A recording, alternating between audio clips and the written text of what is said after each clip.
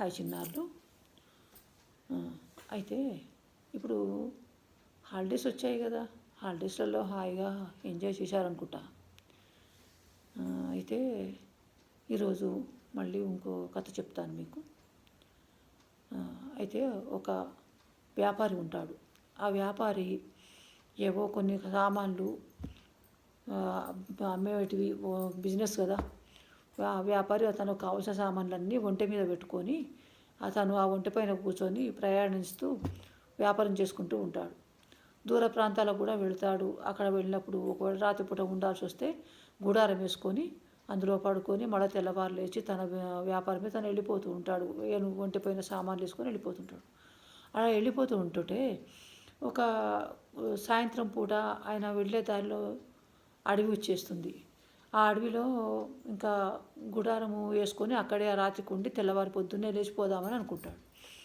అనుకునేసరికి బాగా చలికాలము, చలేస్తుంది. చలేసరికి అతను ఒంటెను యువతల పడుకోమని చెప్పి తను గుడారంలో పడుకుంటాడు.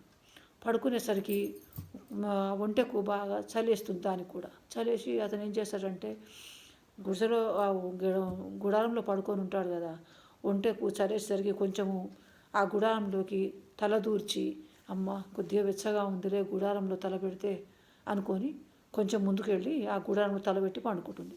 పడుకున్న తర్వాత అతన్ని అడుగుతుంది, నాకు చలేస్తుంది, నేను కొంచెం లోపలి జరగవచ్చా నీ దగ్గరికి అని అడుగుతుంది. సరే రమ్మంటాడు వ్యాపారి. అన్న తర్వాత అది కొంచెము జరుగుతుంది. అది జరిగిన తర్వాత ఇంకా కొంచెం వెచ్చగా అనిపిస్తుంది శరీరం. అరే ఇంకా చలి పెడుతుంది, నేను కొంచెం నువ్వు పక్కకు జరుగు, నేను కొంచెం లోపలికి వచ్చేస్తాను అంటుంది ఒంటె.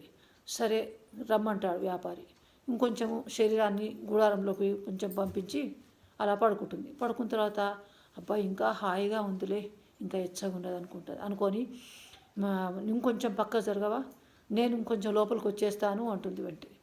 ఆ వ్యాపారి అలాగే ఇంకొంచెం పక్క జరుగుతాడు. పక్క జరిగేసరికి ఇంతకు ఒంటెకు చలి అయ్యేసరికి మొత్తము గుడారంలోకి పండుకుంటుంది. గుడారం లోపలికి వెళ్ళిపోయి హాయిగా పడుకుంటుంది. అప్పుడు వ్యాపారి పడుకోవడానికి గుడారంలో స్థలమే ఉండదు ఇంకా. అప్పుడు వ్యాపారి యువతలకు వచ్చేస్తాడు. ఇక ఆ రాత్రి మొత్తము ఒంటె లోపల పడుకుంటుంది, వ్యాపారి యువతల ఉంటాడు.